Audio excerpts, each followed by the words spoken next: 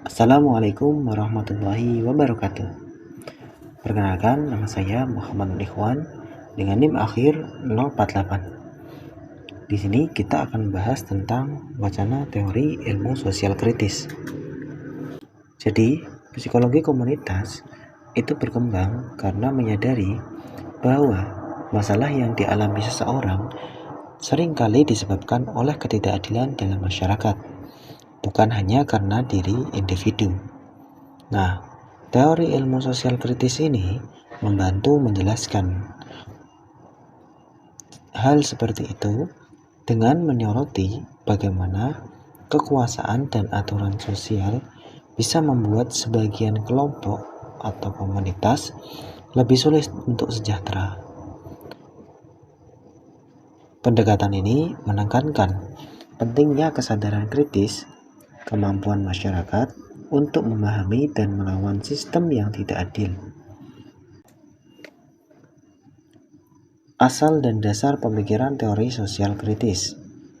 Jadi teori ilmu sosial kritis itu berakar pada mazhab Frankfurt yang berkembang di Jerman pada tahun 1923 melalui Institut für Sozialforschung. Mazhab ini dipelopori oleh Mark Horkheimer, Theodor Adorno, Herbert Marcuse, dan kemudian Jürgen Habermas yang berupaya mengkritik pandangan positivistik dalam ilmu sosial. Mereka menilai bahwa ilmu tidak pernah netral karena selalu dipengaruhi oleh konteks sosial, politik, dan ekonomi. Nah, tujuan utama mereka menciptakan teori sosial kritis ini adalah untuk membebaskan manusia dari bentuk penindasan yang dihasilkan oleh struktur kekuasaan dan ideologi dominan dalam masyarakat. Apa sih teori ilmu sosial kritis itu? Apa ciri utama dan apa tujuannya? Jadi, teori ilmu sosial kritis itu merupakan pendekatan yang berusaha memahami dan mengkritisi sistem sosial, politik, dan ekonomi yang menimbulkan ketidakadilan dalam masyarakat. Berbeda dari teori sosial biasa yang hanya menjelaskan fenomena, teori ini juga bertujuan untuk mengubah masyarakat agar lebih adil. Teori ini menyoroti bagaimana kekuasaan dan ideologi memengaruhi cara kita berpikir dan bertindak, sehingga seringkali tanpa sadar kita menerima ketimpangan sebagai hal yang wajar. Kemudian ciri utamanya, teori sosial kritis itu memiliki ciri khas, yaitu bersifat reflektif dan emansipatoris. Artinya, mendorong kita untuk berpikir kritis terhadap realitas sosial serta berusaha membebaskan diri dari penindasan.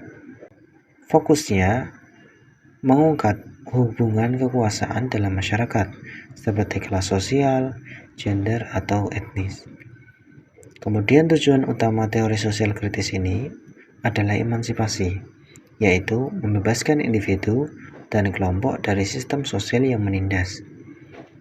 Nilai utamanya adalah berupa keadilan sosial dan kesadaran kritis. Ini membantu masyarakat mengenali keadilan yang dialaminya dan mendorong mereka untuk melakukan perubahan. Jadi teori ini tuh bukan sekedar untuk memahami dunia, tetapi juga untuk mengubahnya menjadi lebih manusiawi dan setara. Konsep-konsep kunci. Yang pertama, kesadaran kritis. Konsep ini itu berasal dari Paulo Freire, merupakan seorang pendidik dari Brazil. Nah, kesadaran kritis itu berarti kemampuan seseorang atau kelompok untuk memahami struktur sosial yang menindas mereka. Bukan hanya menerima keadilan begitu saja. Bukan hanya menerima keadaan begitu saja.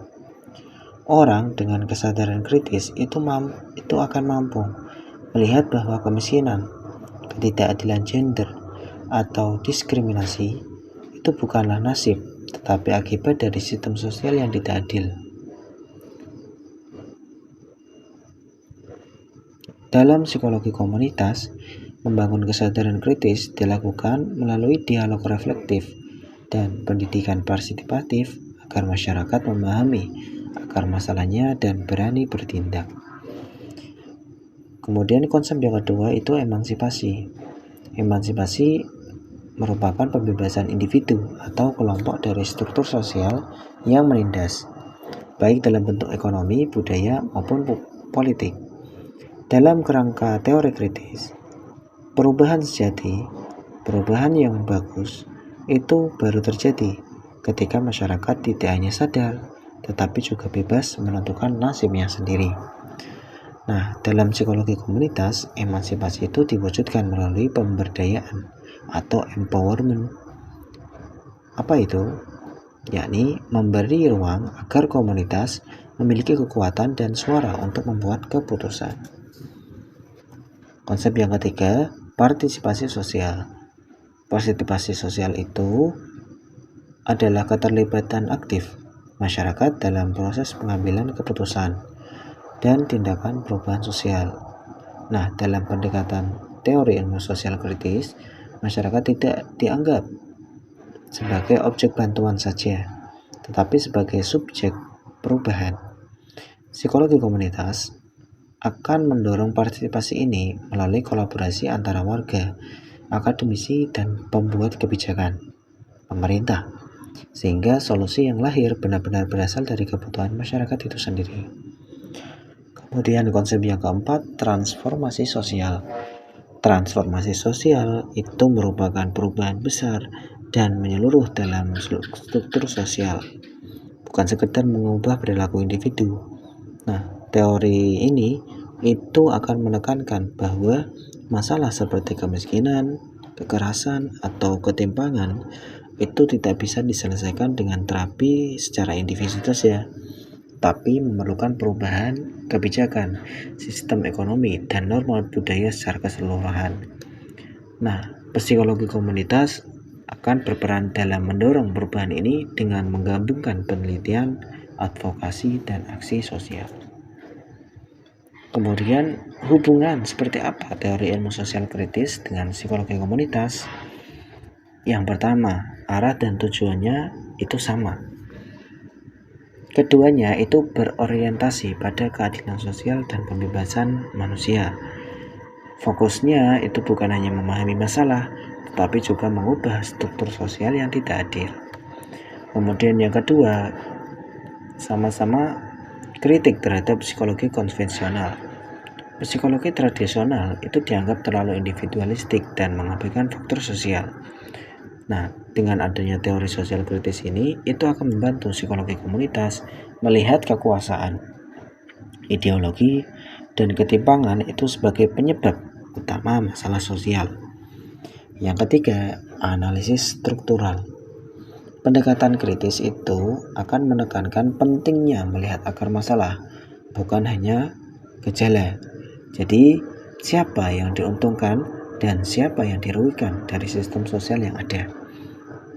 Kemudian yang keempat, praktik reflektif dan partisipatif. Psikolog komunitas diajak untuk merefleksikan posisi dan nilai mereka sendiri dalam proses perubahan sosial. Ini akan mendorong partisipasi aktif masyarakat dalam mencari solusi. Yang kelima, fokus pada transformasi sosial.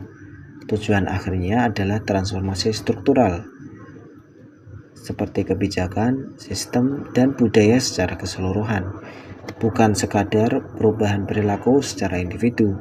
Nah, pendekatan ini akan menghasilkan solusi yang lebih berkelanjutan dan adil. Penerapannya dalam psikologi komunitas, yang pertama, participatory action research.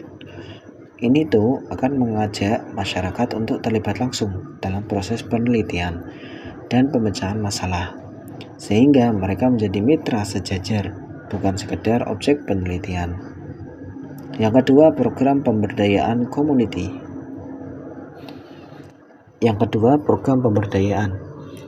Ini berfokus pada potensi, sumber daya, dan solidaritas sosial yang dimiliki komunitas dengan memberdayakan masyarakat.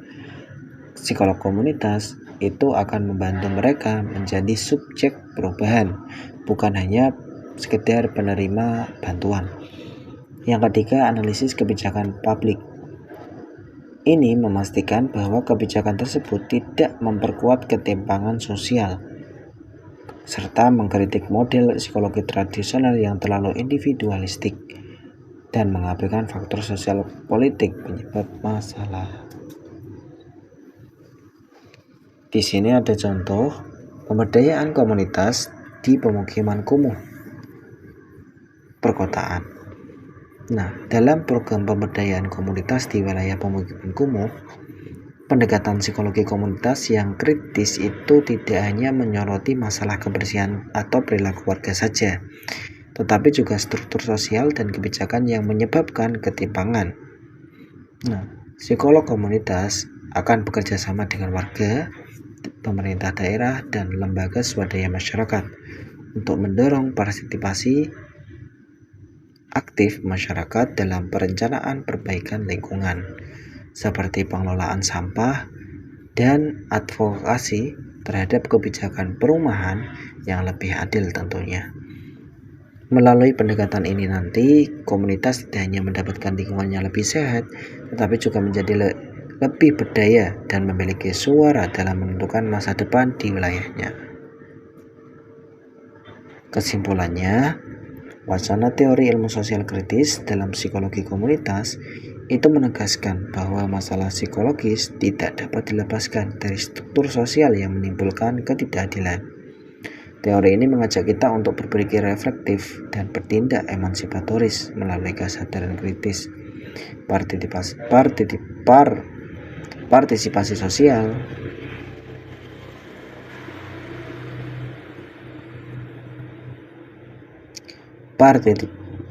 partisipasi sosial, dan pemberdayaan komunitas. Dengan pendekatan seperti participatory action research dan analisis kebijakan yang beradilan, psikologi komunitas berperan bukan hanya menyembuhkan individu, tetapi juga akan mengubah sistem sosial agar lebih adil, setara, dan manusiawi. Pendekatan ini akan menjadikan masyarakat bukan sekedar objek bantuan saja, melainkan subjek aktif dalam menciptakan perubahan sosial yang berkelanjutan.